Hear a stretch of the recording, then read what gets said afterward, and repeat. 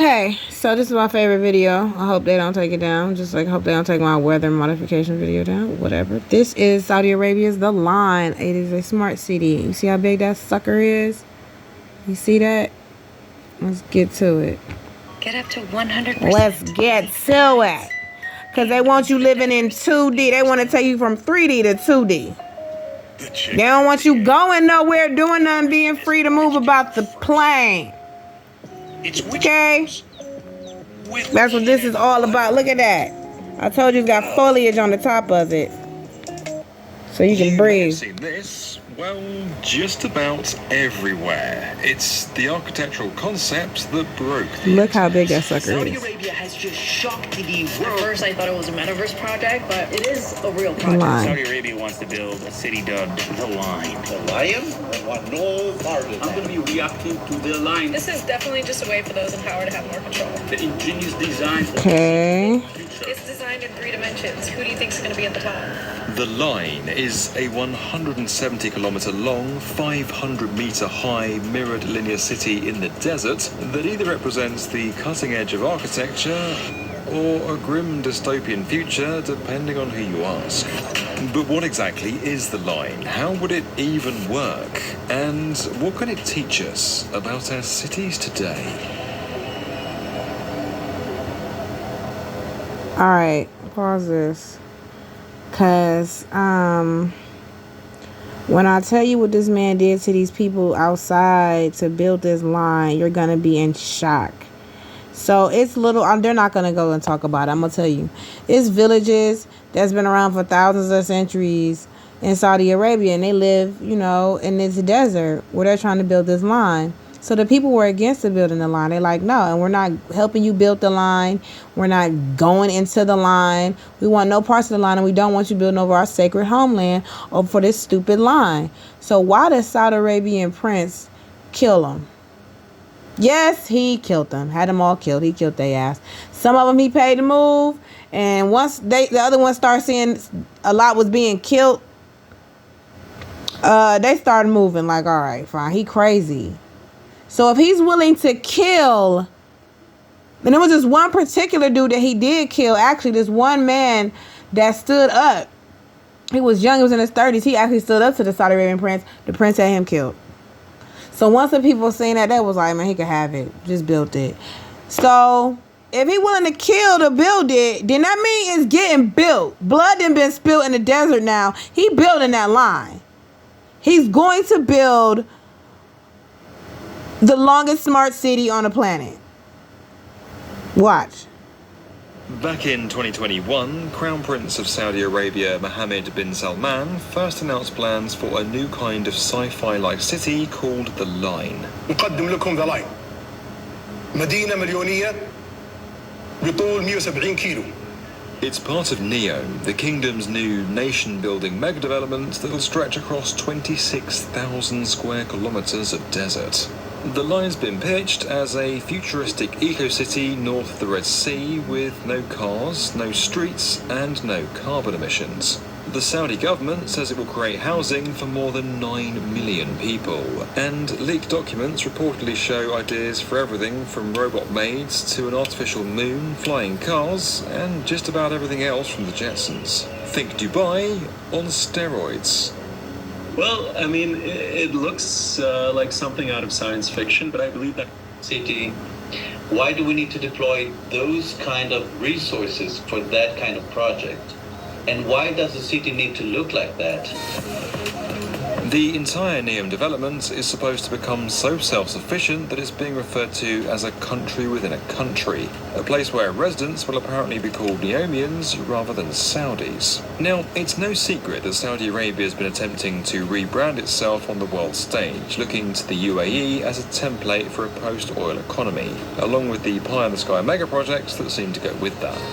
it has been folded into what is known as Vision 2030, which basically says that by the end of this decade, Saudi Arabia will look dramatically different. It won't be a kingdom reliant on oil anymore. Real estate is a big component of that plan.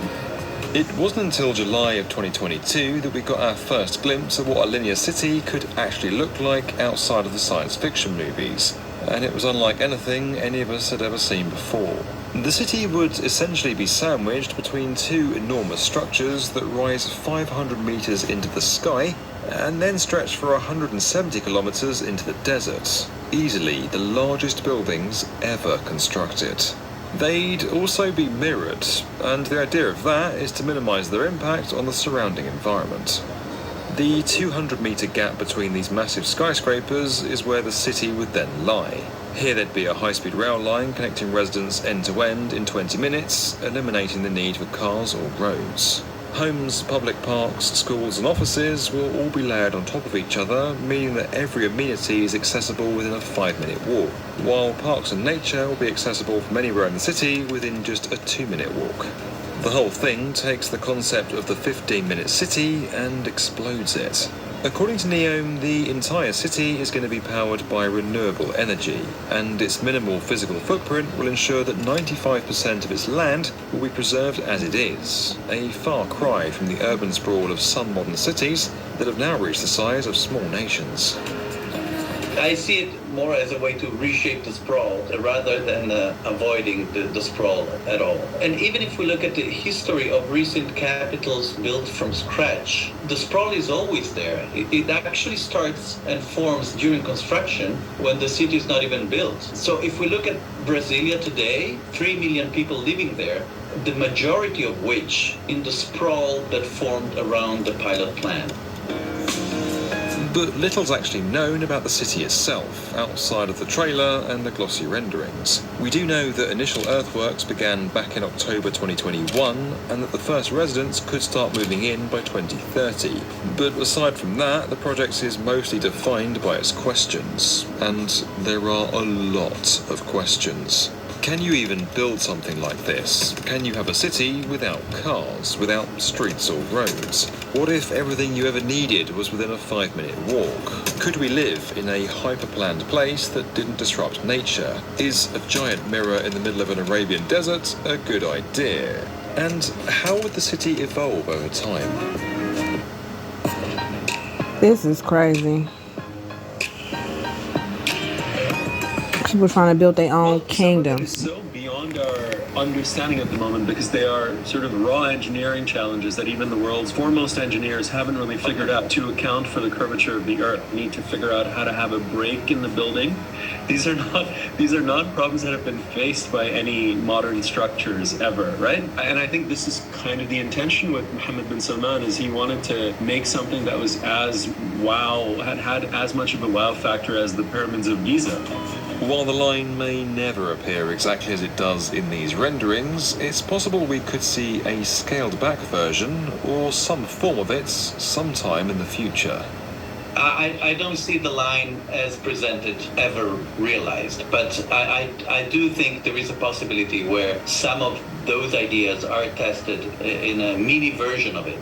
The whole concept kind of breaks down. So in the end, you're making maybe not a line, you're making a dot. If in the course of developing NEOM, because there is very real money being thrown at this project, we find new innovations in structural engineering, we find new innovations in sustainability, we find a way to apply technology to the built environment at scale in a way that we hadn't before, that's fascinating and that's great. That's great for the world. Strangely enough, there are many concepts on display here that aren't entirely new. For instance, a linear city has been dreamed up before, but not as a utopia, instead as a warning. The Italian architecture collective Superstudio created the continuous movement in 1969, a series of collages depicting vast blocks encircling the world, cutting through cities, mountains and valleys in much the same way that the line does. These striking artworks were meant as a criticism against mass urbanization, against cold, relentless architecture.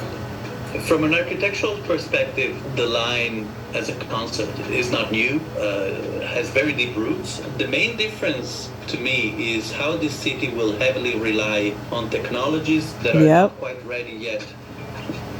As for the other areas of the city, some of it may not be as far-fetched as you might think. Many of our urban areas are already making changes to take cars off the road and prioritise walkability.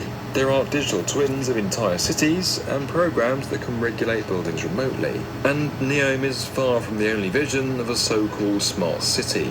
The Archangels Group made headlines in 2020 when it introduced the Woven City that would be built near Japan's Fujiyama. It imagines a fully autonomous future with driverless vehicles and AI systems. There's also Egypt's new smart city that's being built near Cairo, and Telosa, a utopian vision for a new American metropolis. Now, none of these projects are perfect. You see what I'm saying? Like, everybody's trying to get in their own corner and build their own version of heaven here right now. And they making plans for the future to build their own heaven. You think you about to be included? You think your black ass about to be included in any of this? No. They expecting to have your ass somewhere dead. They gonna be living it up, huh? Where we supposed to be at? I guess if you ain't stabbed, microchipped, then your ass can't go. You won't be included. You ain't invited to the party. This is crazy. I just wanted to show y'all that though. So yeah, the line, Saudi Arabia. All right, shalom.